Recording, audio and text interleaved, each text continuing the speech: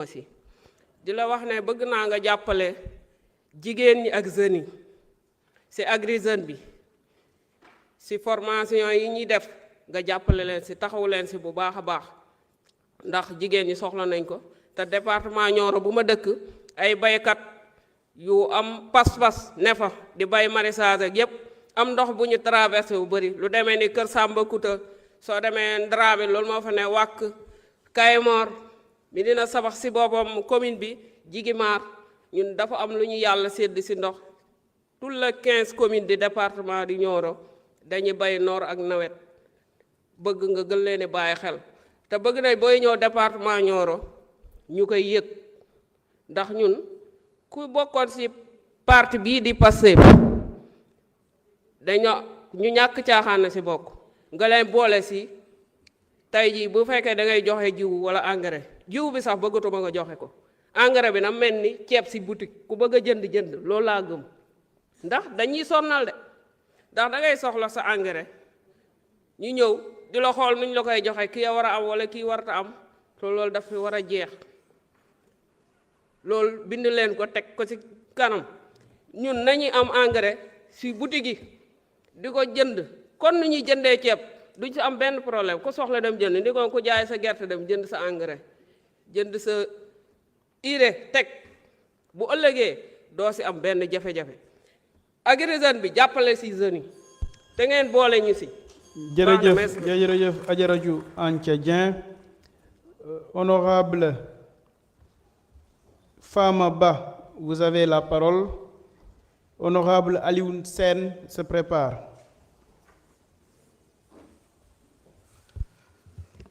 أعوذ بالله من الشيطان الرجيم بسم الله الرحمن الرحيم ربي اشرح لي صدري ويسر لي أمري واحلل عقدة من لساني يفقهوا قولي ما شاء الله monsieur le président maa ngi lay sàggal di nuyu suñu ministre de l'agriculture et notre frère le secrétaire d'État sama classmate docteur Alpha Ba ak vos collaborateurs chers collègues honorables députés nuyu naa leen monsieur le ministre ñun dañuy kontaan ci à chaque fois di gis ay résultats di am ci agriculture monsieur le ministre nous savons aussi que vous faites la promotion de l'agrobusiness mais monsieur le ministre il y a un programme de renforcement de capacité des agriculteurs et des éleveurs ba jàpp ne foofu nga waroon gën a insister parce que l'État du Sénégal travaille en particulier avec les populations sénégalaises léegi monsieur le ministre ci kaw foofu ma lay laaj ana lan nga réserver le pôle zone nord ci partie agriculture bi ak élevage bi monsieur le ministre je pense que pour réussir la souveraineté alimentaire il faut mettre les jeunes et les paysans au devant parce que à chaque fois c'est eux qui peuvent vous faire réussir les activités agricoles ndax ñoom ñoo moom suuf yi aussi ñoom ñoo nekk sur le terrain monsieur le ministre am na bu ma benn structure bu ñu naan Manko Invest day investir sur le mécanisme de financement participatif dans les projets porteurs de croissance durable comme l'agriculture l'agrobusiness te ma jàpp ne war na mën a nekk l'incubateur léegi ban collaboration nga mën a def ak ñoom merci beaucoup. Merci beaucoup, honorable Fama Bachir Ba. Honorable Alioune Sène, vous avez la parole. Honorable Ami Dabo se prépare.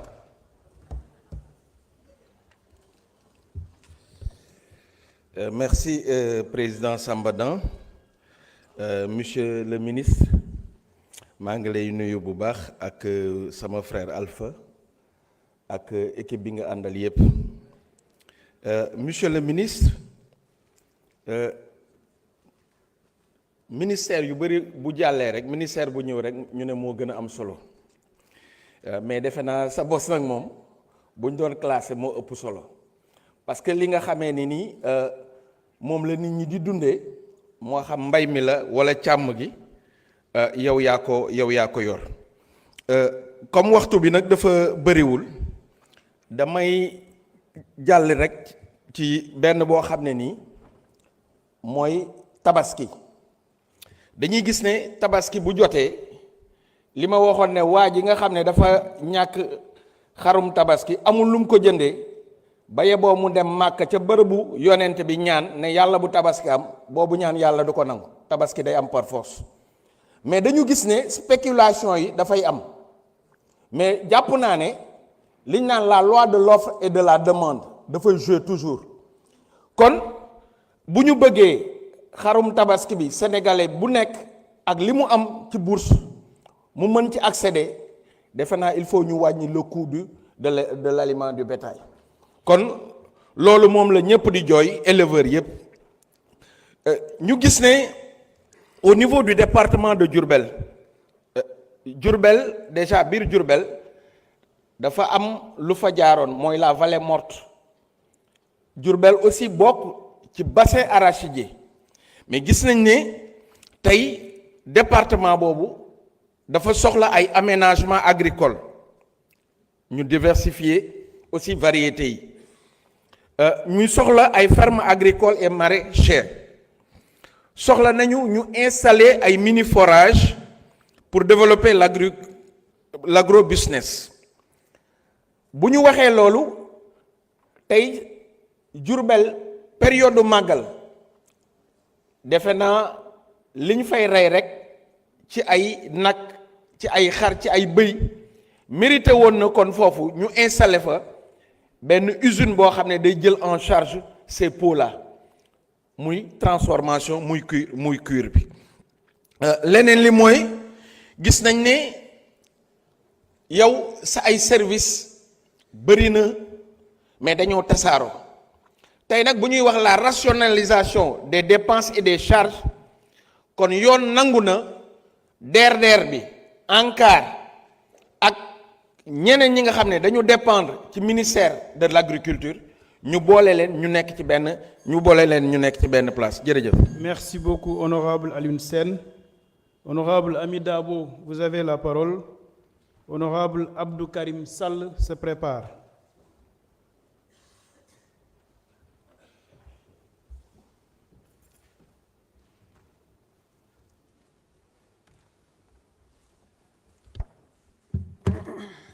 Asalaamaaleykum rahmatulah taala wa barakaatu. Monsieur le ministre ñu ngi leen nuyu, monsieur le président maa ngi leen nuyu, chers collègues.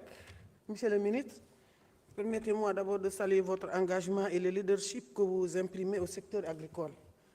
Monsieur le ministre, tout récemment, le 25 bi passé, j'ai effectué une petite tournée pour rencontrer les producteurs maraîchers agricoles dans le département de Mbour. waaw quelques périmètres rek laa def, mais monsieur le ministre xam ngeen ne le tourisme dans le département de Mbour doxul, la pêche doxul, la population, les jeunes se sont repliés dans l'agriculture. Monsieur le ministre, j'ai rencontré un groupement au croisement Peulh, un groupement de plus de 100 personnes, et maa ngi saluer Khary Ndiaye ANCAR, conseillère rurale agricole. ci maraîchage bi la ñuy yëngu, mais production wàcc naa sur le terrain, gis naa fa ay production yu rafet comme jaxato, batanse, oignon et tout, mais ñoom nee nañu ñoom ren seen jafe-jafe presque ñoom ren amuñu dara. li ko waral mooy dañu am bassin de rétention, mais ce bassin bi dafa jël suuf, les eaux pluviales bu ñuy ñëw dañuy indaale suuf, de sorte que bassin bi dafa jël suuf ba nga xam ne ñoom gis nga bu jëlee suuf li war a am ci ndox dafa wàññeeku. waxuma la loolu encore le bassin bi dafa toj, le reste de l'eau se déverse dans la mer. monsieur le ministre, man wàcc naa bu foofu dem naa gis bassin bi, lu ñu bëgg mooy ngeen jàppale leen ñu sur le curage de ce bassin. En même temps ñu ngi defar bassin bi nag, projet Proval CV moo fa nekk, wàcc naa bu foofu gis naa le projet éthique moo yore, l'entreprise éthique moo ko nekk di defar, mais nee neen dafa yéex, ça fait de cela 2 ans. nee na ngeen jàppale leen ñu subventionner leen les semences là, parce que le pot jiw bi mu ngi jaar de 25 000 francs 35 000 francs, donc dafa cher. bu ma demee sur ma demoon naa Pointe Sarène parce que il fallait ma def ko mooy nga jege population bi xam l'agriculture kii bi population bi nu ñu mel en terme d'agriculture ma dem dans le premier risicole à Pointe Sarène ma rencontré par exemple le président Assane Sonko fekkuma fa mais fekk naa fa ñu may Birama Ndiaye ma ànd ak toujours ak xari ANCAR donc riz de qualité laa fa fekk mooy riz plateau waaw de qualité macha allah loolu rafetul la mais nee na ñu nga jàppale leen si moissonneuse batteuse nga jàppale leen parce que fekk naa ko benn honorable Maguette Sène moo leen si jàppale mais nee na ñu soxla nañu nga jàppale leen ci ay semoir herbicide machine boobu noonu bi woon ñax mi ak bi Sechal dans l'arrondissement de Sindia sur 8 communes 3 communes rek ñoo am semence cette année Malicounda Ngexoox ak Sindia Sali Somone Gapparu Popondi Ndayane amuñ ci da monsieur le ministre nga taxawul si. Merci beaucoup honorable Ami Dabo. Honorable Abdou Karim Sall, vous avez la parole. Honorable Abdoulaye Sow se prépare.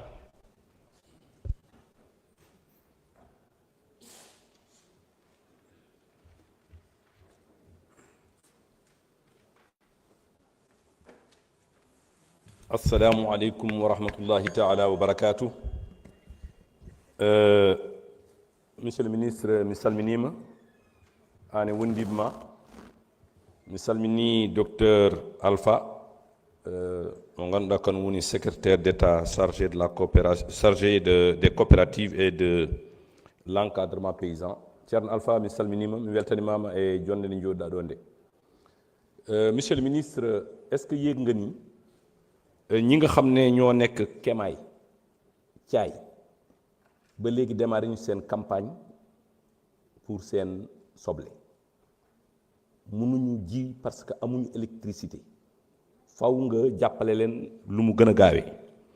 ñaareel bi xam naa ne xam nga bu baax njigéen xam nga ku baax njigéen ak li ko wër ba fële ci njaay bopp li ñu fay jëlee ci soble bëri na trop waaye soble yi dañuy finalement dañuy nëb parce que amul loo xam ne mun nañ koo jëfandikoo ci wàllu stockage.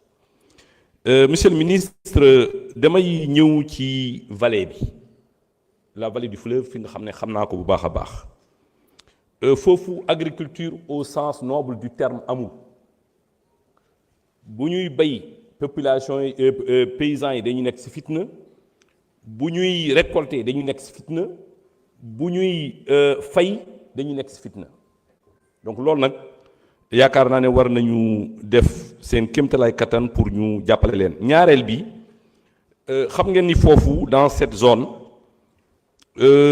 aménagement yi c'est 0,5 hectares par foyer 0,5 et il y a au moins plus de 50% des foyers qui n'ont pas d'aménagement. Donc ci wàllu boobu aussi il faut que ñu gën a yokk aménagement hydro-agricole yi. Insuffisance de matériel agricole maanaam tracteur moissonneuse batteuse presque 95% des récoltes sont manuelles. Inondation ñaari at yi indi na ay problèmes yu bari ci aménagement yi il faut des digues de protection. Monsieur le ministre, temps bi bëriwul accès au crédit waa LBA enveloppe bi ñu am bëriwul moo tax toutes les demandes ne sont pas satisfaites.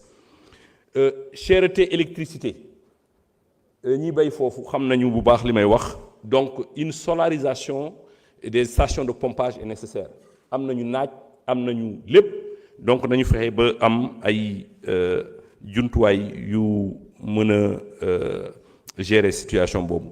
Des aménagements réalisés depuis plus de 20 ans aménagement yu njëkk fait par la SAED date de 77. Il faut les réhabiliter. Problème élevage xam naa du ma am jot pour wax ko ANIPL. Il faut le renforcer. Merci ministre. beaucoup honorable. Vraiment monsieur le président temps bi gàtt na jërë ngeen jëf. Asalaamaaleykum. Merci beaucoup. Je rappelle que les casques, vous pouvez utiliser les casques pour l'interprétation parce que souvent les Racky Diallo et les Jacqueline Sagna là daa ñuy dugal quoi donc jël leen casque yi bu leen neexee. Honorable Abdoulaye Sow, vous avez la parole. Honorable Maguette Sen se prépare. Merci, Monsieur le Président, Madame, Messieurs les ministres, chers collègues, maa ngi leen di nuyu. Monsieur le ministre, d'abord, permettez-moi de vous féliciter pour les différents records que vous êtes en train de battre dans les différentes filières, telles que le maïs, le riz, la pomme de terre pour nos parents sérères surtout. Et comme le temps aussi ne nous permet pas de développer, je vais partager quelques préoccupations des populations de Kédougou en particulier. D'abord, pour la mise en place des intrants. Comme vous le savez, la région de Kédougou, c'est la région où il pleut dès le mois de mai. Donc, du coup, ils ont besoin d'avoir ces intrants à temps, c'est-à-dire au plus tard, début mai, que les intrants soient positionnés.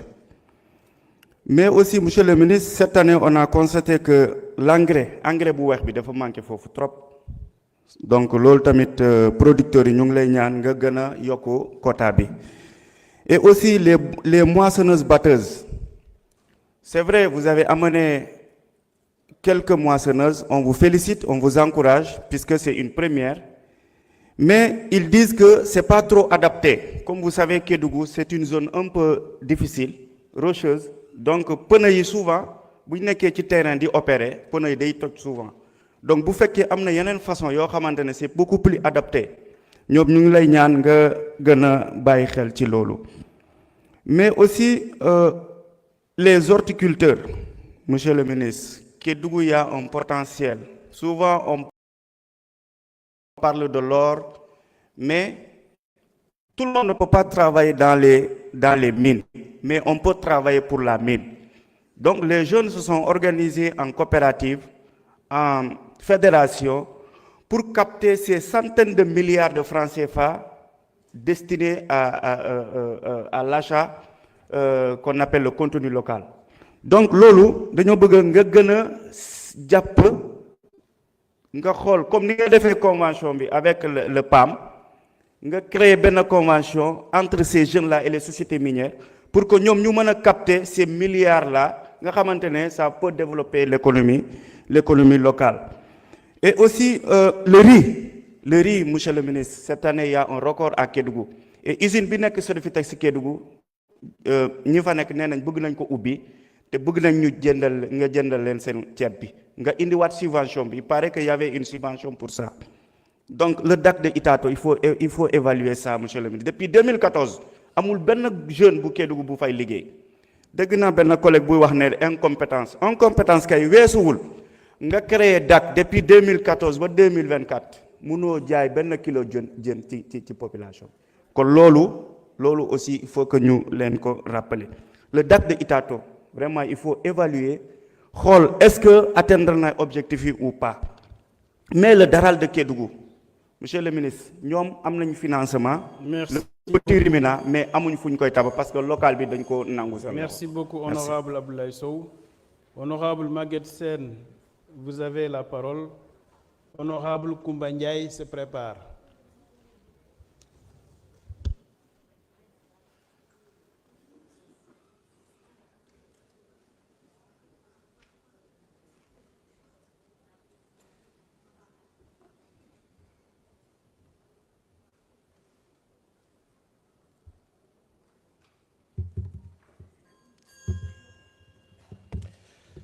Monsieur le ministre de l'Agriculture et l'ensemble de vos collaborateurs, Monsieur le Président de l'Assemblée, chers collègues, Monsieur le ministre, dama bëggoon intervenir ci njëgu gerte gi ren ngeen fixé ko à 305 francs ba ay ko prix bu baax tamit loolu mooy tax ñu am ci njëriñ bañ ciy séntu. Beneen bi ci topp, Monsieur le ministre, muy régulation à l'intérieur du pays, parce que agriculteurs yëpp duñu benn. Il y a les agrobusiness nga xam ne ay exploitation yu mag a mag lañ yor seen coût de production c'est très réduit te dañuy ñoralandoo parfois ak les petits agriculteurs bu ñuy ñoralee dañuy envahir marché bi ba petits producteurs yooyu nga xam ne ñooy yore ménage yi ñooy population bi dañuy am difficulté pour jaay. Donc je crois que am na ñu bari ñuy wax ne nag da ngaa nekk agrobusiness boobu da nga caa nekk maanaam ci loolu nga nekkoon xam ko. ñoom jàpp nañ ne moo tax peut-être ñu favoriser leen trop ci seen kaw mais je crois que peut-être loolu xalaat la rek on aimerait bien en tout cas que nga xool loolu bu baax xool benn système boo xam ne bi dina permettre à ce que ñu yore agrobusiness bu ñu mënee may benn temps wu 1 mois à 2 mois de vente aux agriculteurs aux petits agriculteurs ñoom ñu doog a nag ñëw ak seen grande quantité bu ñuy jaay ñu jaay mais daal ñorandoo bi ak ñëwandoo ci marché bi loolu lu ñu war a réguler la donc je crois que loolu waa Kayar ñoo ma ko yóbbante waaye tamit des chambres froides nee nañ tàmbali ngeen ko lu baykat yi rafetlu la mais nañ ko yaatal dans la zone des Niayes et dans le Waalo les agriculteurs ont besoin de chambres froides pour que bu production bi baree ëpp jéggi dayoo ñu mën ko conserver ba mu am prix fi may mujjee mooy industrialisation bi Sonacos jàpp naa ne monsieur le ministre war nañ ko comme ni ko sama benn collègue waxee léegi yaatal ko parce que le bassin arachidier s'est déplacé dans les régions de Sédhiou de Kolda war nañoo mën a am ay antennes foofu yuy permettre à ce que gerte gi ñuy produire foofu ñu mën ko exploiter de manière industrielle ñu mën ko transformer waaye tamit nga diversifier l'industrialisation je crois qu'en relation avec le ministre de l'industrie am na un ambitieux programme d'industrialisation mais les matières premières qui doivent servir à ce que industrialisation boobu réussir yaa ko yor donc vous devez travailler en parfaite cohérence en parfaite intelligence pour que ñu mën a diversifier la production agricole pour industrialisation merci. Merci beaucoup, honorable Maguette Sène. Honorable Koumba Ndiaye, vous avez la parole. Honorable Mariama Diamanka se prépare.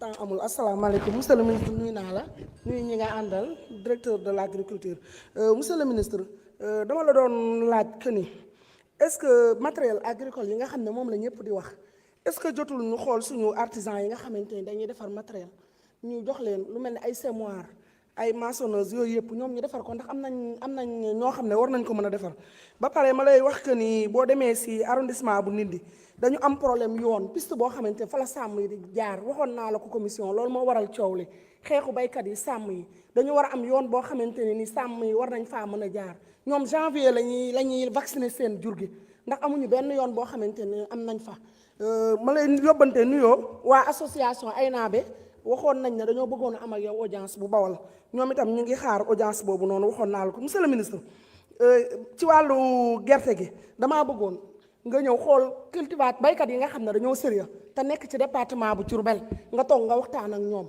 ndax jot na sëkk nag monsieur le ministre ñu xool ñan ñooy moom subvention yi ak ñan ñooy moom matériel yi ndax boo demee Diourbel di nga fa gis ay baykat yoo xamante ni ñu mel ni sëñ Jili Xuma nga fekk fa ñu mel ni sëñ Mamoun Dia ak ñeneen ñu mel ni ñoom sëñ Lamp si la ay baykat lañ yu mag a mag di bay ay hectares ñooñu soo toogee ak ñoom nga toog ak département bi di nga mën a waxtaan ak ñoom ñu xool matériel agricole bi jàpp naa ne suñ ko amee am engrais bu doy ñoom am nañ seen jiwu yoo xamante ni mu nga fa tegee pour ñu am lu ñu bayee loolu moo gën a yomb waaye nga jël gerte nga jox leen ko deg ci xaalis bu dul jeex subventionné ko loolu foog naa nga toog ak ñoom waxtaan ak ñoom ñu am matériel bu ñu bayee foog naa ne loolu moo gën ndax itam nag wax dëgg yàlla amuñu matériel man Diourbel dem naa fa département ba gisuma fa ay tracteur mini tracteur yooyu yëpp soxla nañ ko kon bu ñu sañoon nga ñëw toog nga waxtaan ak ñoom ñu xool naka la ñuy def monsieur le ministre dafa am benn dëkk boo xamante ni mu ngi nekk ci commune Patar ñu di ko wax Tokoson foofu am nañ seen dañuy bay wante dafa am teen boo xamante ne dafa bëri ndox macha allah mais teen ba dafa soxla moto pompe bëgg naa nga boole ma ak ki yor mini forage yi ndax soxla nañ ko mbayum noor amu fa wante nag ñu ngay góorgóorlu la ñu mën kon war nañ ñoo mën a dimbale ci ferme yoo xamante ni dinañ fa mën a nekk monsieur le ministre lakk gi daa yi sonal nañ ñu trop département bu Diourbel sonal nañ ñu trop maa ngi ko doon wax pour ñu utal ñu fa sapeur pour mu am fa loolu xam naa dinaa ko wax ak ministre bi nga xam ne moom lañ concerné vol de bétail bi sonal nañu insécurité bi sonal nañu monsieur le ministre ñun li ñu sonal bari na wax dëgg yàlla sonn nañu waaye nag tegu leen ñu ko loolu moo tax dara naqariwuñu si te yéen a ngi def loo leen mën yéen a ngi jëm loo leen mën monsieur le ministre may wax itam que ni ñi nga xamante ne nii seen âge dafa kii ay jeunes ñi ngi taxaw wax dëgg yàlla ci sa ministère pour bëgg ci dugg kon ñu ngi ñaan nga jël jeunes yi nga xamante ne nii ñu ngi fi nekk pour ñu mën leen a remplacer ñu xaw a jël retraite tuuti président El Hadj Gueye commission santé commission éducation maa ngi lay ñaan nga jël benn délégation fii ci assemblée bi ñoo xam ne ay opposant lañ ak waa Pastef ñu dem gis waa étudiants yi nga xam ne ñu ngi grève wax dëgg yàlla li ñu gis réseaux sociaux yu neexuñu ñu dem xool benn médiation boo xam ne dinañ ko def pour les am université arrêté ndax na wax dëgg yàlla ay yaay la ñoo jur étudiants yi. Merci beaucoup honorable Koumba Ndiaye. Merci. Merci beaucoup, honorable Koumba Ndiaye. Honorable Mariama Diamanka, vous avez la parole. Honorable Djibi 6 se prépare.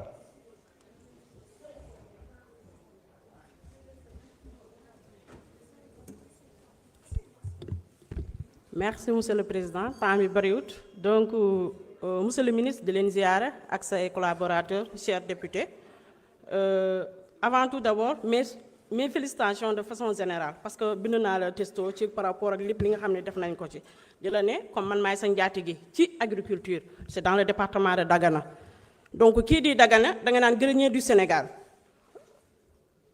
par la même occasion monsieur le ministre à quand le renouvellement des instances agricoles vraiment loolu bu ñu ko amee lépp nu ñuy naatee dina mën a deñ parce que loolu il faut nga jàppale ñu si et monsieur le ministre il y aura pas de souveraineté tant que y a pas d'implication à qui au concerné su ma nee nag au concerné dama sama xel day dem ci coopérative yi lan nga tegal coopérative yi pendant maanaam presque on est à 2 ans lan nga leen defal ñi nga xam ne ñu ngi ci département Dagana pour nga wax ma ko tey fii nii beneen bi aussi mooy gis que ni am nga ambition bi mais dafa mel ni da ngay promouvoir agro business yi te pourtant culture familiale bi dafa am solo trop ci yow ci loolu lañ lay noté kon bëgg nañ bu ëllëgee bu ñu toogaatee fii mu am beneen anam bi nga xam ne ñun dañ koy gis ci yow dans le département mooy Bokhol gis nga ni ren vraiment seen culture oignon bi am nañ ci rendement bi nga xam ne wax dëgg yàlla satisfaisant te dañuy bëgg aussi ngeen xool ban indice ngeen di noter les communes ñi nga xam ne dañuy mën naa leen di ko sous forme de rivalité ak ban je ne sais pas bonus lañ koy wax wala leneen ngeen di mën a defal su ko defee ñu mën a amee yenn kii yi ndax gis nañu fa am nañu fa 24% soit 952 millions chiffre d'affaires kon xam nga loolu dara la ci benn commune ñu leen ciy encourager beneen bi aussi mooy monsieur le ministre takuma industrie bi jàppale leen ñu si suñu agriculteurs yi mënuñu bay ba pare jox leen ñoom ñu jël ko te mënuñu leen fay te bientôt ñu demaat ci seen kii donc loolu Alassane maa ngi la ciy kii de ngeen bàyyi ci xel bu baax a baax maa ngi lay ziar ci côté boobu Alassane gis nañ sa taxawaay mais yokk ko bu baax a baax li des li aussi mooy dans le département Dagana dañ doon wax fièvre de la vallée du Rip vraiment mu doonoon lu metti ci ñun ci éleveurs yi gis ñu sam tamit yeneen yi nga xam ne amoon na ci mooy ba ñuy vacciner te yooyu damay bëgg parfois muy dakk parce que nit ñi bu ñu nekkee ci tolof bu ci ñenn ñi di ci profito kon yooyu da ngeen ciy bàyyi xel bu baax a baax ñi nga xam ne aussi ñoom ñooy def horticole ni ñu leen ci jàppale bu baax jàppale leen ñu mën a jot li ñu war a mën a jot à temps su ko defee dina mën a kii aménagement bi soxla nañ ko dans le département Dagana ndox bi na mën a wal fépp parce que mënuñu comprendre dañ naan waalo ndox maa ngay walal ngaan alors que ndox mi yeggu fi mu war a dem donc loolu itam ngeen jàppale ñu su bu baax a baax li nga xam ni ndox mi war na fa mën a àgg ñu àgg ko bu ko defee képp ku war a mën a bay nga bay jàppaleel jigéen ñi nga xam ne ñu ngi ci biir waalo war a bay financement yi ñu jot ci parce que demoon naa def visite benn commune bu ñu naan Ndomb Sanjiri jigéen ñi am nañu hectare commune bi jox nañ leen ko ba pare mais amuñu accompagnement jàppale leen te am nañu benn unité de transformation bi fa ne kon ñooñu bu ñu leen tegooy loxo rek dañuy dem. jërëjëf honorable Mariama Diamanka te bu ñu fàtte ci ceeb bi dégg nga honorable Djibi Ciss vous avez la parole honorable Mbaye Dione se prépare Mbaye Dione c'est après. Mbaye Dione c'est après, c'est pour les présidents du groupe parlementaire. C'est honorable Thierno Alassane Sall se prépare. salaamaaleykum monsieur le ministre maa ngi leen di nuyu bu baax a baax di la féliciter monsieur le ministre ci commission waxoon naa la problème mu semence yi yaakaar naa tontu nga waa Diass ak Popenguine loolu jégal nañ la bu baax a baax ñu ngi xaar semence yi ñëw monsieur le ministre yàlla def na sax balaa may wax ministre des finances ñëw. man bu ñëwul woon damay denc kàddu bi mais dama ne woon yéen ñaar saay boo leen toogee ba mu am occasion wax dinaa leen demander fan lañu toll ci béykat pour ñu mën leen jox titre foncier béykat yi nga xamante ne dañuy béy bugg a béy 12/12 ñu war leen jox titre foncier te nga xam ne béykat bu ñu jox titre foncier boo demee ci banque yi dinañ la accompagner pour nga béy même bu dee 2 hectares bu nekk mun na employer 5 personnes yaakaar naa béy bi bu ñu ko buggee doxal ci Sénégal nañ jox béykat yi titre foncier. te yaakaar naa bu dee mënul nekk yépp fu Procasef jaar ba pare nga xam ne immatriculé nañ ko béykat yooyu même bu dee benn hectare ñaar 5 ba 10 ñu jox leen titre foncier ñu am garantie banque accompagner leen ku nekk mun a béyal sa bopp yaakaar naa ministre de finance mu ngi fi yaa ngi fi loolu bëgg naa ci suñu régime bi ñu fexe ba loolu mu réglé même bu dee dañ koy jël par raison ba mu matal Sénégal yépp loolu dinañ dimbali. Monsieur le ministre allo tracteur département de Mbour bëgg naa mu njëkk am ci Sénégal soxla nañ 16 dañu am 16 communes commune bu nekk bu mënee am dina ci baax. Monsieur le ministre semaine passée dama taal sama oto ma dem fi ñuy wax Popenguine séeréer Popenguine ak Ndaayaan jigéen yi góorgóorlu nañu ba maire bi jox na leen tool dem naa visite tool bi grillage nañ ko gas nañ fa mini forage ba ñu jiw mini forage ba dafa paan bu fekkee ne mun nga fa dem sax wala nga yebal fa kenn ci say conseiller mu dimbali jigéen yooyu parce que seen hectares yi la ñu jiw mu nga yàqu te ñooñu dañu opté pour liggéey en tant que jigéen ñoom ñu am seen tool ñu préparé ko defar ko ba jiw grillage ko ñu ne ma honorable ñun ñun ñooy togg ak ñooy béy comme ñun ay jéeg lañu mënuñu dem mbindaanu ji dañuy béy parce que li ñuy béy gis nañ dem mën nañu amal njëriñ jox nañ leen tool baa nga fa mais mini forage bi dafa paan man bëgg naa wax dëgg si yàlla monsieur le ministre noo mën a def nga dimbali leen loolu dina dimbali Sénégal parce que ñun loolu lañ bëgg. monsieur le ministre man gis naa chambre froide yi ngeen di commencé def ni ngeen neutraliser pomme de terre bi ba nga xam ne arrêté nañu importé bi bëgg naa soble bi année prochaine ñu gérer ko noonu nga xam ne 12/12 soble du dugg parce que loolu day permettre béykat yi mel ni ñun ñu gën a am fit pour gën a mën a béy ndax wax dëgg si yàlla ñun gis nañ ne góorgóorlu ngeen soble bi ñu béy yépp écoulé nañ ko yàquwul feet yi fi am yépp matal ngeen marché bi vraiment loolu dañ lay féliciter di la jaajëfal yook say équipe di la encourager di la wax ne aussi ñun li ñu bëgg ci semence yi à partir de le 1er ba le 15 juillet nañ fee ba semence yi dem ci béykat yi loolu daf ñuy permettre ñu bañ a tardé je vous remercie. Merci beaucoup, honorable Djibi Ciss. Honorable Thierno Alassane Sall, vous avez la parole. Honorable Nafi Kane se prépare.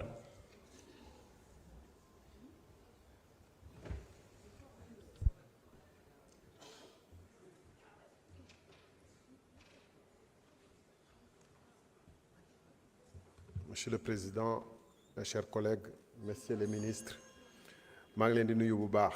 Monsieur le ministre de l'Agriculture et de l'Élevage, def naa ni gis-gis bu baax la pour booleeg agriculture ak élevage ndax yu bëri day am ay yuy dox diggante béykat ak sàmm naam ruur toolu jàmbur moom kenn waru ko nangu te loolu dañ ko war a tere te jàpp naa ni am na ci lu ci yoon ci réew mi pour que bu yooyu amee ñu mun ko faj waaye lu ñu seetlu ci jamono yii dafa mel ni ñu ñuy ruur seen tool bëri na ci ñoo xam ne dañu bëgg a fajal seen bopp te mbir maa ngi commencé jéggi dayo ba nga xam ne le 15 dernier amoon na journée de l'élevage bu am fële ci Ndiag dans le département de Guinguinéo def naa ne ay sàmm yu bëri dajee nañ fa di wax seen i naqar ak seen i njàqare parce que dafa mel ni tamit état mu ngi xaw a mel ni luy seetaan jàpp naa ni li xew te ma ciy fàttali yenn yi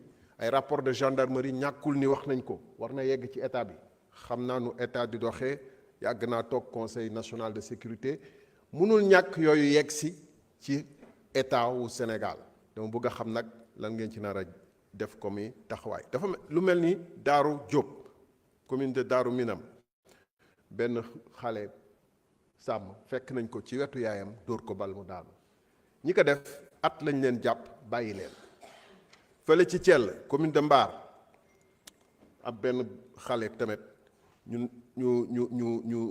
ay xale dal ci kawam lapide ko dóor ko ba mu daanu ñi ko def ñeenti weer lañ leen tëj bàyyi am na koo xam ne fële ci Sinthiou Malem moom dañ ko nangu sax ci loxo gendarme daal di koy duma ba mu bakkanam rot mun naa joxe ay misaal yeneen yu mel noonu fële ci Ngaay commune de Mbacké Kadior fële ci foo xam ne nag mbalka lañ fa yàq ndax xuloo dong fekk dëkku sàmm yi yàq seeni mbalka ndax benn xuloo bu dox diggante sàmm yi ak béykat yi lu mel noonu Touba bu Jalaw barki démb rek donc yooyee bu continuer dina am lu mu jur parce que gis nañ sous région bi yëpp bu yàggee nit ñi tamit dañuy bu état newul dañuy fajal seen bopp te sous-région bi xam ngeen lu xew Mali ak yooyu bu ñu bàyyee contexte bi ñu dund bi nii ay yu mel nii di fi gën a yaatu mun na indi ay problème bëggoon naa wax ci feu de brousse yi bëri bëggoon naa wax ci ranch de Doli bi mais bëggoon naa wax ci code pastoral bi mais monsieur le ministre dégg naa ñu lay féliciter lu bëree bëri ci moissonneuse batteuse yi bon war ngeen expliquer nag différent bu am ci moissonneuse batteuse yi ak yan condition lañ ko jotee monsieur le président waxtu bi gàtt na trop ndax député yi fii la ñu mën a amee pour mun a wax tontuwaat parce que sa tontu mun naa ci war a mun a tontu. Merci beaucoup, honorable Thierno Alassane Sall. Honorable Nafi Kane, vous avez la parole. Honorable El Hadj Gueye se prépare.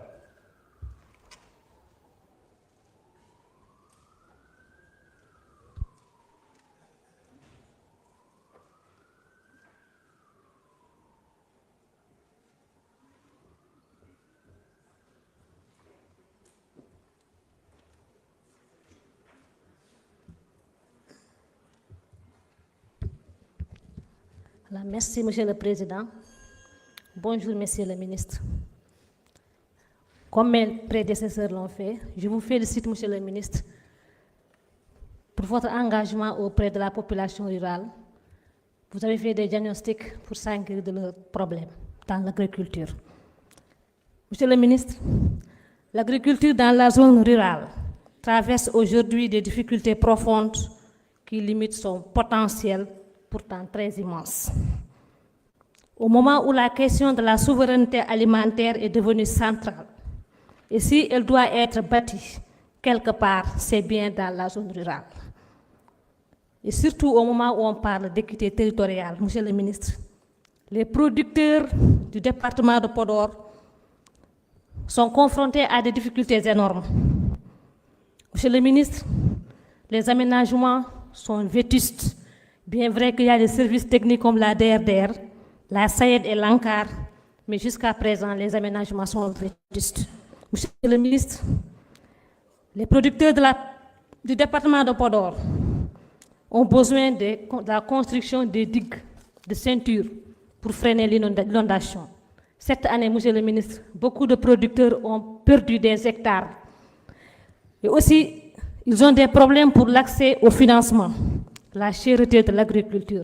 La dernière fois, lors des travaux de commission, j'en avais souligné, avec votre collègue, le ministre de l'Énergie, est-ce qu'on ne pouvait pas remplacer l'électricité par l'énergie solaire pour essayer donc de booster la production agricole? Monsieur le ministre, les producteurs aussi du département de Podor ont besoin de la création de chambres froides. Parce qu'à un moment de l'année, les produits périssent sous l'action de la chaleur. Monsieur le ministre, les femmes sont des transformatrices de produits céréaliers et aussi de produits locaux, mais ils ont des problèmes d'équipement. Donc, pour accéder à cela, Monsieur le ministre, les SIPA, les jardins SIPA, leur objectif c'était de maintenir les jeunes, de ne pas aller en exode rural. Mais aujourd'hui, les jeunes veulent travailler, mais ils ont des problèmes avec la cherté de l'électricité. Comment aider ces jeunes-là? Monsieur le ministre, le temps n'est pas trop long, mais aussi je ne peux pas parler sans parler de l'élevage dans le Fouta, avec la chaleur à un moment de l'année. Donc c'est le bétail qui périsse, avec les feux de brousse. Et aussi, pendant l'hivernage, il y a beaucoup de lait. Mais Monsieur le ministre, est-ce qu'on peut créer des unités laitières pour essayer donc de transformer ce lait qui est si cher, Monsieur le ministre? Monsieur le ministre, aussi on peut créer ce qu'on appelle des jardins fourragers. Pendant la sécheresse, donc, pour maintenir le troupeau, on peut créer donc des jardins fourragers pour résister à la sécheresse. Donc, je veux parler beaucoup de choses, mais je sais que le temps n'est pas trop. Merci beaucoup. Jarama, honorable Nafi Kane. Honorable El Hadj Gueye, vous avez la parole. Honorable Thérèse Faye se prépare.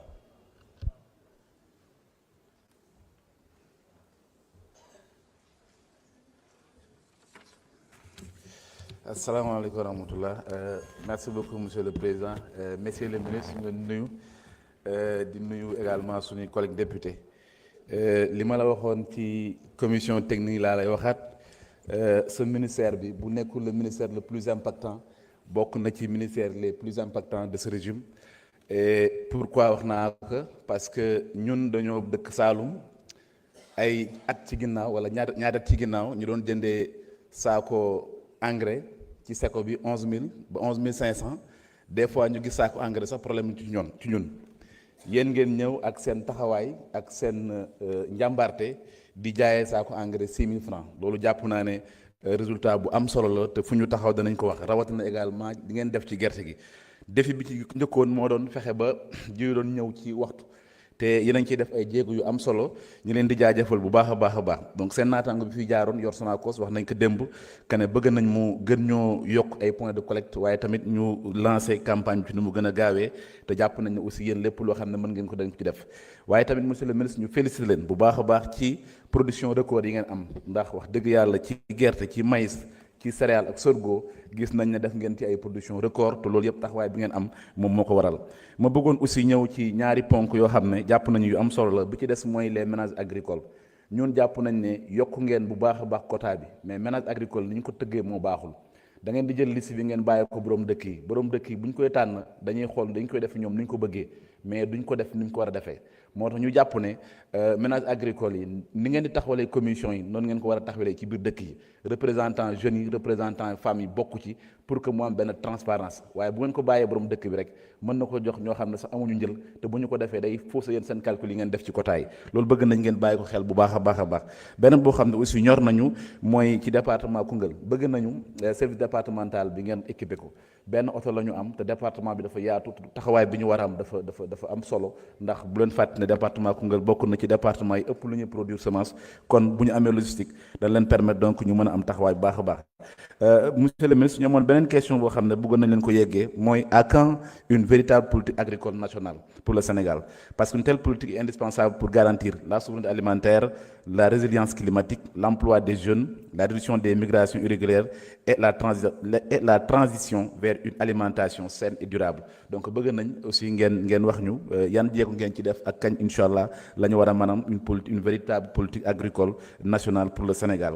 FONSTAB aussi monsieur le ministre bëgg nañ ngeen renforcer ko parce que bokk na ci li jàppale les petits éleveurs te wax dëgg yàlla puisque chaque année dañu am défi pour am le maximum de moutons ci tabaski yi donc renforcer FONSTAB dina gën a yombal donc li nga xamante ni moom la ñu bëgg am ci arfan wala xaru tabaski ñu ngi sant ñëpp di gërëm merci beaucoup. Merci beaucoup honorable El Hadj Gueye. Honorable Thérèse Faye, vous avez la parole. Honorable Jacqueline Sagna se prépare.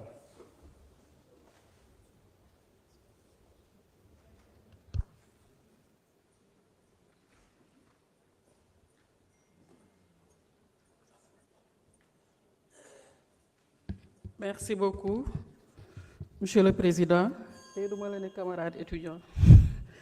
Merci beaucoup, Monsieur le ministre de l'Agriculture, Monsieur le ministre des Finances, Monsieur le ministre en relation avec les institutions. Monsieur le ministre de l'Agriculture, dama amoon benn question bu ma bëgg a poser brossé naa ko fii démb bi ministre du commerce ñëwee dama suivre ci benn chaîne YouTube nga déclarer le prix de l'arachide à 305 francs ma ne est-ce que amul problème un prix qui a été déclaré de façon lors d'une émission amul communiqué conseil des ministres amul une communication en réunion interministérielle amul un communiqué officiel boo xamante ne les services de l'État au niveau déconcentré gouverneur préfet sous-préfet dinañ ci mën a sukkandiku pour jël les dispositions nécessaires pour acteurs yi mën a déployer wu loolu du problème première question deuxième question monsieur le ministre la région de Fatick précisément le département de Fatick boo ñëwee communes yu mel ni Diarère fa ma dëkk communes yu mel ni Mbella Kajaw ba Ñaaxar li wër foofu yëpp xorom bi def ñu sonal te li nga xam la sanitisation des terres ku ko wax xam ne que fu xorom am rek mbéy mënu fa dox ñu bëgg ngeen jàppale ñu ci digue anti-sel yi beneen affaire bi monsieur le ministre parc à vaccination béykat yi soxla nañ ko sàmmkat yi ak li nga xam moom mooy abreuvoir yi ñun au niveau des mairies ñu ngi ciy góorgóorlu mais à travers nos budgets bu bëree ba bëri ñaar wala ñett nga war a mën a defaral acteurs yi par année beneen affaire bi monsieur le ministre dama la déglu un jour nga wax ne yow yaay deuxième producteur ci secteur volaille vous en tant que ministre en charge de l'élevage et la question que je voudrais poser est-ce que vous ne sentez pas qu'il y a un conflit d'intérêts un ministre de la République déclarer que moom mooy deuxième acteur du secteur volaille. Monsieur le ministre, ce n'est pas un secret de polichinelle. Vous êtes dans l'agriculture. yaa ngi ci chaîne de production bi, vous avez des supermarchés. Je parle en connaissance de cause. Gàdd gi mën nañ ci wax ndax liggéey nañ ci. Donc ma bëgg a xam même su fekkente ne yoon may na la ko, est-ce que doo wàññi communication boobu pour ne pas vexer en tout cas le gouvernement. Ci lañ la fekk kenn mënu la ci génne, mais je pense que communication bi nañ ko wàññi te vulgariser li nga xam ne loolu la gouvernement bi teg, sama xalaat bu gàtt. Leneen li monsieur le ministre ma bëggoon ko waxaat mooy dama njëkk a dégg tamit nga ne li ñuy def yépp, li ngeen def yépp yow say activité c'est à des fonds propres. Man Thérèse AG FONGIP, j'ai accompagné Gàdd. Prodac vous a accompagné pour les terres. FONSTAB vous a accompagné.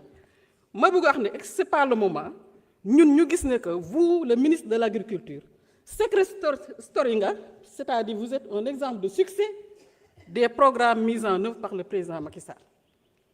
Si li may jeexalee te di ko tënkee balaa sama temps di jeex nañu bàyyi xel ñi ci àll bi gerte gi sonn nañu actuellement dëkk bi metti na te bu ñu gisul fu ñu jaayee gerte bi prix bu normal day metti. Merci beaucoup. te xam naa ne yaa ngi ci àll bi chaque jour yaa ngi leen di fekk di leen di dégg. Merci beaucoup honorable Thérèse Faye. Honorable Jacqueline Sagnan, vous avez la parole. Honorable Maïmouna Dieng se prépare.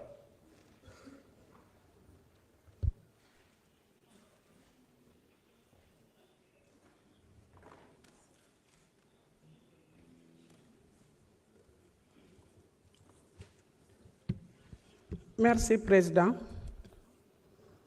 Monsieur le ministre, nuyu naa la yow ak say collaborateurs, chers collègues, nuyu naa leen. Permettez-moi avant toute chose de vous adresser, Monsieur le ministre, mes remerciements sincères pour la qualité du travail réalisé par votre département. Monsieur le ministre, vous avez su maintenir le cap, protéger les filières, soutenir les producteurs et impulser les réformes structurantes pour la souveraineté alimentaire de notre pays. Monsieur le ministre, si je prends la parole aujourd'hui, c'est aussi pour relayer une préoccupation majeure des territoires, les besoins urgents de renforcement de capacités matérielles et logistiques des DRDR, ainsi que le démarrage de la deuxième phase du programme Proval-CV. Sur les DRDR, un maillon stratégique à consolider. Monsieur le ministre, les DRDR constituent la cheville ouvrière de la politique agricole de l'État sur le terrain.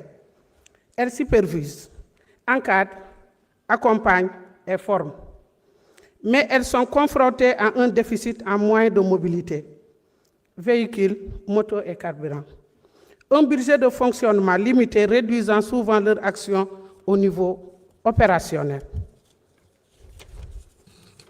Monsieur le ministre, investir dans les DRDR et ANCAR, c'est investir dans l'efficacité de l'action publique, dans la performance des campagnes agricoles et de la souveraineté alimentaire que nous voulons atteindre. Monsieur le ministre, les bâtiments qui abritent les services départementaux de développement rural de Ziguinchor, Oussouye et Bignona sont dans un état de dégradation très avancé. Monsieur le ministre,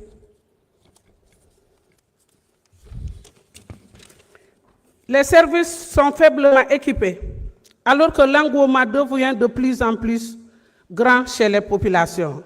Sur Proval-CV, un programme à fort impact, le Proval-CV constitue un levier essentiel pour réduire la pauvreté rurale, renforcer la résilience et moderniser la chaîne de valeur agricole. Monsieur le ministre, à quand le démarrage de la deuxième phase de ce programme? Monsieur le ministre, en renforçant les capacités opérationnelles de la DRDR et Proval-CV, vous donnez au territoire les moyens de contribuer pleinement à l'ambition nationale de la souveraineté alimentaire. Je renouvelle mon soutien ainsi que celui de tous les collègues convaincus que l'avenir du pays se joue d'abord dans nos campagnes. Monsieur le ministre, souveraineté alimentaire la ñu wax la commune de Niassia nekkul en reste. am nañu une coopérative agricole. Jajak Alidom. Au mois d'octobre. Je vous remercie. Jajak. Honorable Maïmouna Dien, vous avez la parole. Honorable Mamoudou Lamine Diaité se prépare.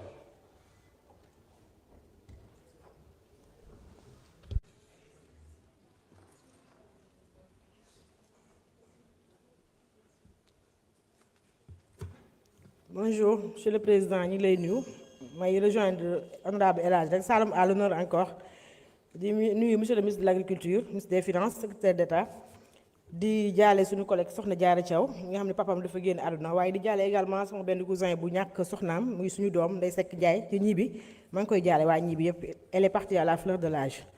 Monsieur le ministre, votre ministère est le levier numéro 1 de l'agenda de transformation Sénégal Vision 2050 ku ne xam na ne ministère bu am importance nga yore dañu doon wax autosuffisance alimentaire maintenant ñu ne souveraineté alimentaire. Monsieur le ministre, c'est bien possible parce que nag Sénégal am na ay terre am na soleil te gis nañ ne yaa ngi joxe intrant yaa ngi joxe matériel agricole kon boo amee collaboration avec le ministre de l'hydraulique rek dinañ réussir souveraineté alimentaire au Sénégal. Monsieur le ministre, macha allah cette année les récoltes sont bonnes. dañ koy seetlu nañ ko bu baax a baax tool yi rafet na macha allah parce que engrais bi doy na yëpp doy na mais dama seetlu ne à chaque fois paysans yi dañ lay interpeller si ne nga bàyyi joxe semence bi. Je pense que war nga ci réfléchir bu baax a baax d'autant plus que dafay yóbbu xaalis bu bare ci subvention bi. Monsieur le ministre, ma ñëwaat rek ci remercier le secrétaire d'État Alpha ak DEA parce que nag amoon nañ problème mu semence à Gniby et Boulel ñu régler ko. Monsieur le ministre, xam naa damay sotti lu bare rek. ñëw ci riz pluvial bi dañ ko gis à Foundiougne mu nekk lu intéressé département de Kaffrine ma bëggoon nag nga boole ñu ci ñun département de Kaffrine riz pluvial bi am na solo xam naa damay bàyyi lépp rek nag ma ñëw rek ci lenn. Monsieur le ministre, FONGIP yaayu kenn moomu ko papa yi kenn moomu ko président Macky Sall moomu ko président Diomaye moomu ko ku mun a leb fay nga dem fay leb fay nga liggéey te ñu ngi wax nag ne dañuy auditer FONGIP ñu xool la fa nekkoon ka fa nekkoon lan la fa bàyyi ak lan la fa def wasalaam li ci des nag dama koy bàyyi après dinañ ci wax incha allah merci. Merci beaucoup honorable Maïmouna Dien. Honorable Mamoudou Lamine Diaité, vous avez la parole. Honorable Amadou Diallo numéro 1 se prépare. Merci président Dang. Madame mu ngi lay nuyu di la féliciter. Monsieur le ministre maa ngi lay nuyu. di nuyu sa collaborateur yëpp fi teew j'ai 5 préoccupations mais benn bi y a un de mes collègues qui a pris ça en charge, c'est la sécurité des aliments de bétail. Nous tenons vraiment à la souveraineté alimentaire mais surtout booster la production de volaille ak les ruminants parce que chaque année lu ñuy importer ci ruminants dafa bëri trop donc comme yàlla dafa def ren mbéyum maïs bi am na rendement bu am solo te je pense que l'essentiel des produits alimentaires pour le bétail ci mboq bi lay jógee donc ren am nañu yaakaar ni prix bi dina wàññeeku. Beneen bi mooy par rapport à la vallée du Mbang Fadial dans la commune de Nguéniène. Récemment je vous en ai parlé et vous m'avez mis en rapport avec un de vos responsables qui s'occupe de la pédologie. Donc je lui ai envoyé les documents pour les études techniques qui ont été faites. Et nous souhaiterons vraiment, parce qu'il y a 2090 hectares, donc ce serait bien vraiment nous d'appeler les femmes et les hommes qui s'activent dans ce milieu pour nous envelopper le maximum de superficie pour booster la riziculture dans cette zone. Beneen préoccupation, c'est par rapport aux zones de pâturage. Parce qu'il y a énormément de conflits entre les agriculteurs et les éleveurs.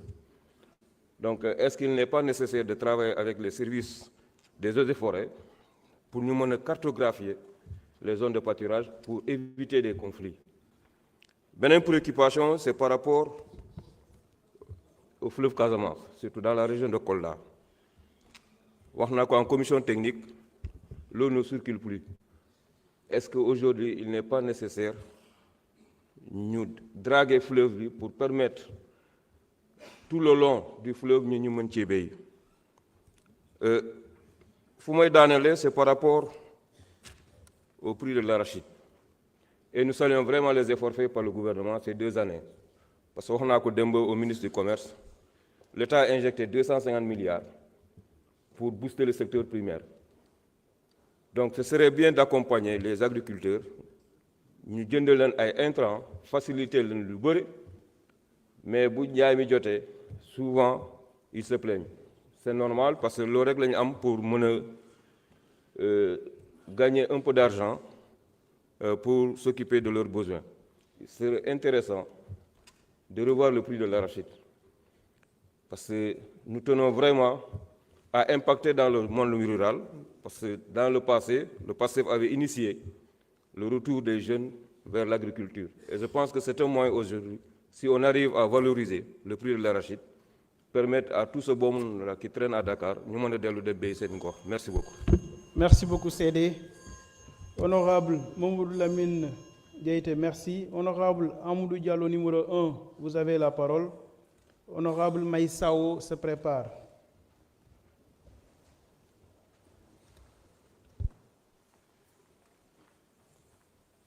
Bonjour, Président, le bon serreur, Monsieur le ministre, Monsieur le secrétaire d'État, vos collaborateurs, chers collègues. Monsieur le ministre, je voudrais revenir sur la prise en charge des épidémies donc, dans le pays, en relation surtout avec les pays limitrophes. Donc, le Sénégal est dans une zone de forte transhumance par moment. Et nous savons que l'État met beaucoup de ressources donc, pour la prise en charge prophylactique. Nous, de notre cheptel, contrairement certainement à d'autres pays, mais quel aspect, quelle relation donc, vous avez noué justement avec ces pays pour éviter que chaque fois que le Sénégal donc, anticipe de manière responsable, voilà que malheureusement ailleurs, donc, nous avons des difficultés parce que c'est des cheptels qui traversent le fleuve en général et donc qui vient exposer notre bétail. Ça, c'est un point important. La deuxième chose, Monsieur le ministre, après vous avoir félicité de vos résultats, c'est de vous dire que s'il y a un résultat aujourd'hui, c'est parce qu'il y a une pluviométrie importante et donc étalée sur tout l'hivernage. Mais je pense aussi que votre politique doit être axée sur la maîtrise de l'eau. Si on ne maîtrise pas l'eau, de toutes les façons, la production reste aléatoire. C'est pourquoi le projet Préfère l'eau qui avait été initié par le président Macky Sall, je pense que ce projet doit en fait se poursuivre pour justement toute cette zone-là, un peu centre, nord, est, donc puisse bénéficier de l'eau en permanence d'une part, et d'autre part également des départements comme Ranérou avec près de 15 000 km² vraiment d'espace. C'est une plaine, vous n'avez absolument rien à faire que vraiment de lancer les travaux. Ranérou peut constituer véritablement le grenier, donc en matière de production de cultures fourragères, en matière de production de lait et de viande, donc qui est transformé sur place dans le cadre d'une chaîne de valeur et qui peut, à mon avis, alimenter, voire servir tout le pays.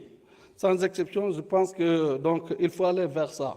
L'avantage, c'est qu'on va créer des emplois, on va fixer les jeunes également, en luttant contre l'immigration clandestine et l'exode rural, mais en même temps également, nous allons améliorer notre balance des paiements et réduire notre facture justement d'importation de lait et de viande qui pèse souvent donc, sur la balance. Le troisième point, Monsieur le ministre, c'est cette mafia justement qui tourne autour des financements, notamment des fonds STAP, dans certains de vos services décentralisés, déconcentrés, autant pour moi. Je ne veux pas peut-être développer davantage, c'est pourquoi je vous demanderai de bien vouloir m'accorder une audience donc, pour qu'on en parle sur ce point précis. Je vous remercie. Amadou Diallo. Yo Allah Souren.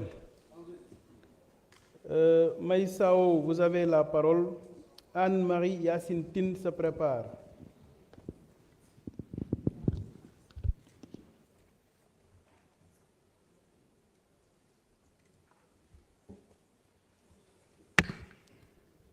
asalaamaaleykum monsieur le ministre ses collègues nuyu naa leen kenn ku ne sa tur sa sant waa monsieur le ministre damay wax sama discours soose waa asalaamaaleykum rahmatullahi taala wa barakaatu mbaadi mandinkooli ana kammoylal nga mbaadi mandinkooli be content nga tamba région be content nga tamba département be content waa monsieur le ministre comme ministre o men be marare sama baro kuñala bin nole be janto yo ntel du tamba ndele sama senole lo parce que sama baro akole ata bake tamba région banko be mbulu banko kendo nka seno ke karo be sitiyo doku nga tubanyo doku nga baso doku nga beno doku nga kotondo doku kon bi no ministre nata jang akole ata nyawnya ndanyanta diam le parce que ndam sama bara lat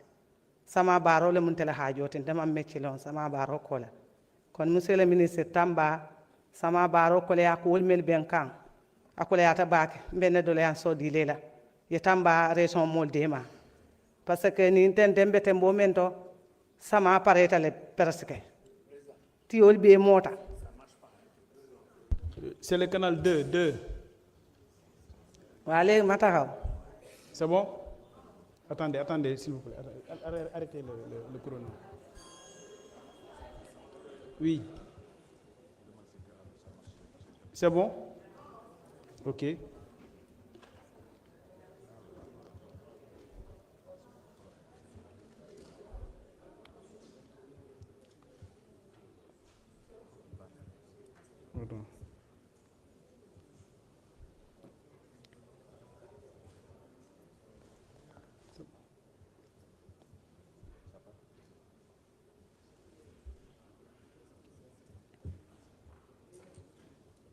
Donc vous touchez sur le Sénégal.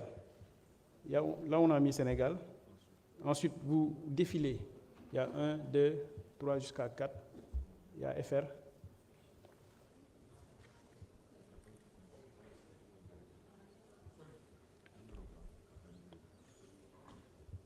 Ça ne vient pas. OK. Honorable, on va recommencer, s'il vous plaît. Ça va prendre du temps. On va recommencer les 3 minutes. Pour essayer. On va essayer. Allez-y. Assalamu alaikum. Comme nga fa ñame badi mandin ko la na kam dal ministre o men belori sama seno kuñala. Ça ne vient pas. Bin no le be janta assemblée nationale. Personne. Honorable, attendez. Diaw.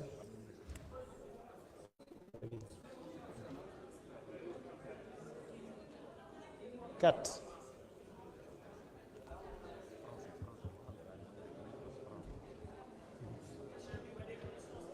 Ana Diaw. Ok.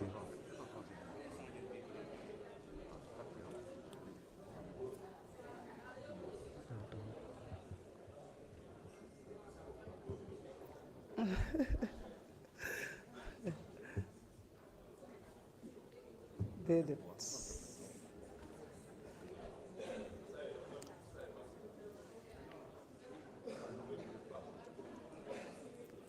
On a mais c'est bon, vous pouvez recommencer, on va voir. Allez-y, honorable. Waaw comme nga fa ñame ministre o men belori sama seno kuñala bin no le be janta assemblée nationale. Wala yakende be diam la Tamba région be to. Ça ne vient pas. Bediam la Tamba région Mobé. Monsieur le ministre des Finances, monsieur le secrétaire d'État, pas encore. Attendez, on va essayer de voir.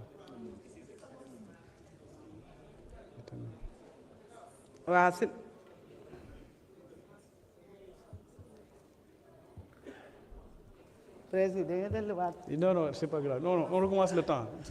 N'ayez pas de crainte par rapport à ça. On va reprendre le temps à 0.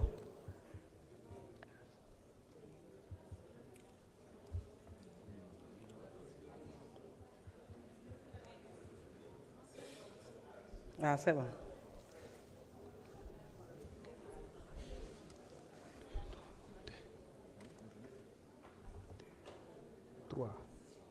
C'est le canal 3.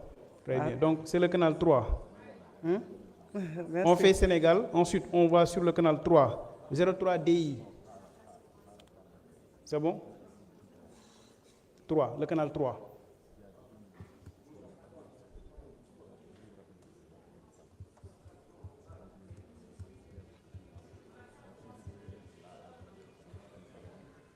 C'est bon.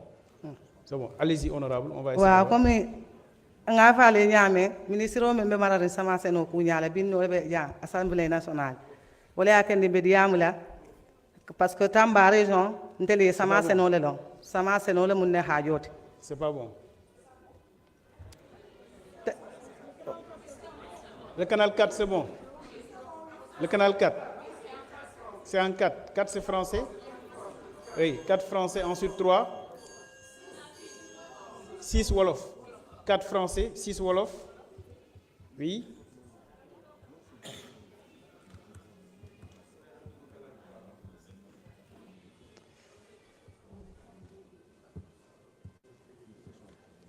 C'est bon, monsieur le ministre?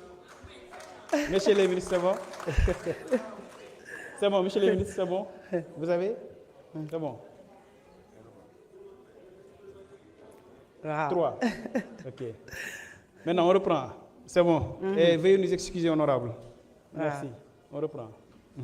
waa asalaamaaleykum asalaamaaleykum waa Sénégal yëpp nuyu naa leen kenn ku ne sa tur sa sant waa nga tambankool bee konton mbaadi mandinkool bee konton nana kam moylal bee waa ministre o min ɓelorin sama seno kuñala binnole ɓe janta assemblée nationale wala yakende ɓe diyamle Tamba région bee tola yala parce que Tamba région tel sama barole mun ne haajote nteli min tembole tende sama parce que sama bantale ni tata Tamba nka tiyo do kule nga ñoo do ku tubaño anin baso anin suuno anin beno anin kotondo mais ni sanjano sita sandir wato le kake problème ot parce que do le so kono do kula tebuli kas surka le muta yo tentende ni sama banda surka anir kadi hawjinde pour yele ko do dila mais ni le tiyo be laari bula man sa on problème odot sa monsieur le ministre si fere o be ke tiya sanga e taria tiyo prier beteya parce que Sénégal jiko mu samalet tiyo ñin daay diya ay beteya parce que sinwal le kanna ni sinwal nata wolle prix wolle karake prix men nani Sénégal karake prix men ne bota ñokotan yo du mo leftale eta e avantage sama parce que 6 mois ya be do ko yenana karkilin ayna day karkirin dépense la karfula dépense la o ko le atal yo no bada jeto ni sama be na boyla engrais min kanna aka tardel engrais ñin nali ba nata be ka engrais nata la junale parce que ndel sama bara la let sama ni ti o fi ñame engrais ñanta kelal mais ti o fi ya bara engrais manna ne engrais ñin nata ba ka siro mais alhamdulillah parce que résumé men tambita ne wonde engrais nata engrais kata fa wuli saba wuli fula kemelul mais ni engrais 6000 francs isa kele ti o la sibeta ya mais aka kole ala aka do yale nali be engrais nata la ka engrais siandi parce que sama barole mu Sénégal avantage e man sa membe siri alafta sama barole premier ministre fa na alafta sama barole sai ko nga singa sama bar sai ne joran ibe nyanta timmalal bankoli fata bankoli kebata birintel mamayel mumuyol e machine mel be ken tracteur ale mode ma machine le sumaro tracteur na banko sing ye fem ke jabe barkala beno me yalon ko ka beno do ku beno tulo ne beno ka tulo te atulo ka betal mais beno ka senentel yale ko mu me na banta na moto bakale ba wa fula nyame o fadan ko leata bak yo Tamba raison mu raison balam raison ñu warta bak la mol dema Tamba ko le asiata bak monsieur le ministre des finances wala mun tel avocat ya moy sama avocat ministre des finances problème Tamba yep man tek na la salo nga jappale ma yow ya sama avocat wa nuy na wa makka koliba nga makka koliba tam mol be konton ngebe tento ngebe jayi nga Tamba département be konton nga commune 9 commune o membe je nga be konton nga be tento nga be jayi mba fala Tamba ko li hakilo tengun ni mansa men nata Tamba région ya fanje ko nyin kotal Tamba région yalla kitita femfenda région do tabeta Tamba inshallah merci beaucoup Allah barka me kontan na me jayla albarka chers collègues monsieur le ministre, nous allons devoir suspendre pour 10 minutes et reprendre à 12h10. Donc reprendre à 12h15. Merci beaucoup.